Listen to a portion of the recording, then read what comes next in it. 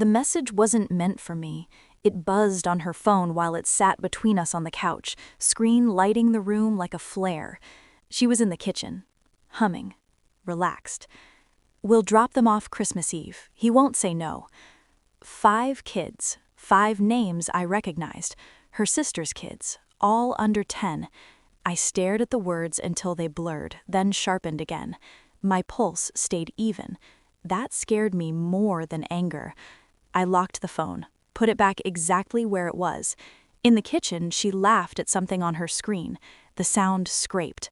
I told myself it was just babysitting, family stuff, temporary. Then another vibration. I didn't look. I already knew. Something cold slid into place inside me. Not rage, alignment. I thought about last Christmas, how she disappeared for hours, how she came back smelling like winter air and unfamiliar soap, how I let it go because questioning felt messier than trust. She came back into the room and smiled. "You okay?" she asked. I nodded. Inside, a quiet voice finally spoke. "This isn't about the kids." And once that thought landed, it didn't leave. I didn't sleep that night. I lay still and counted her breaths. There had been signs, always are. I'd filed them away like unpaid bills. The sudden interest in space, the way her sisters treated me like furniture, useful, silent. The way she stopped arguing because she didn't need to anymore. The kids were leverage, Christmas was cover. I replayed moments with new eyes.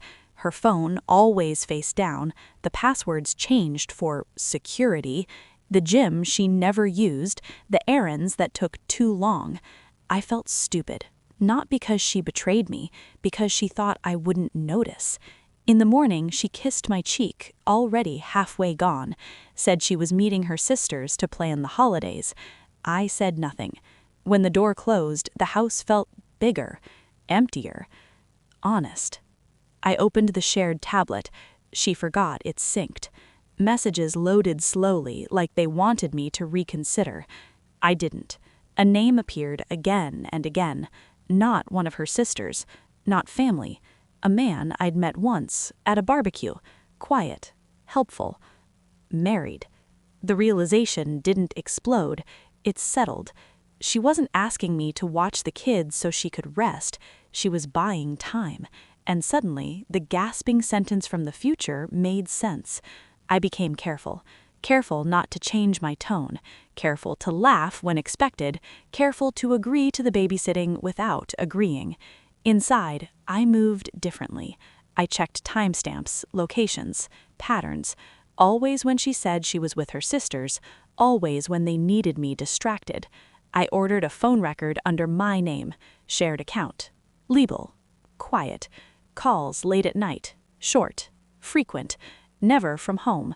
I watched her pack for Christmas like an actress preparing for a role she'd rehearsed too well. Gifts for the kids she wouldn't be with, a new coat she hadn't shown me. I booked a work trip, non-refundable, left the confirmation open on the kitchen counter. When she found it, her face tightened for half a second. "Christmas?" she asked. "Change of plans," I said. The storm inside me stayed contained. I hired a sitter, paid in advance, left instructions for 5 kids I wouldn't be watching. Then I waited.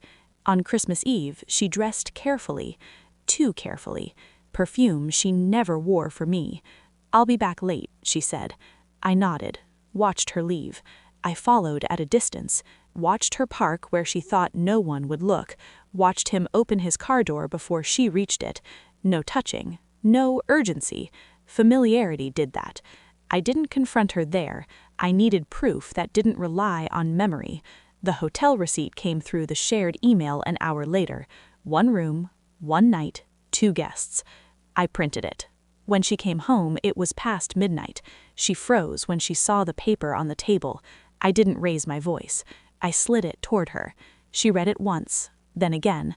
Her mouth opened, closed. "What?" she whispered. "This can't be happening." I watched her realize I already knew everything. I asked one question, calm, precise. "How long?"